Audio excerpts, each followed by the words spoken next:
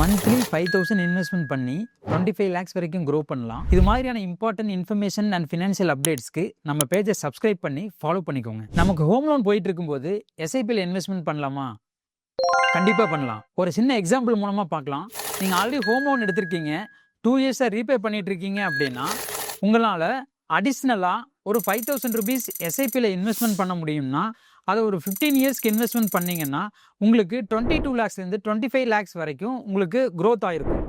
நீங்கள் இன்வெஸ்ட்மெண்ட் பண்ண amount 9 lakhs தான் இருக்கும், பட் ரிட்டர்ன் அமௌண்ட் பார்த்தீங்கன்னா 2.5 times ஹையராக இருக்கும். இதுதான் power of SIP. Small amount, long term investment, compounding growth. So salary earn பண்ணுற எல்லா எம்ப்ளாய்க்கும் ஒரு சிம்பிள் அட்வைஸ், லோனை மட்டும் ரீபே பண்ணிட்டு இருக்காமல் உங்களால் ஒரு எஸ்ஐபியில் ஸ்மால் அமௌண்ட் இன்வெஸ்ட்மெண்ட் பண்ண முடிஞ்சால் அதை உடனே ஸ்டார்ட் பண்ணுங்கள். இதோட லாங் டைமில் நல்ல வெல்த் கிரியேஷனாக உங்களுக்கு ஹெல்ப்ஃபுல்லாக இருக்கும். தேங்க்யூ.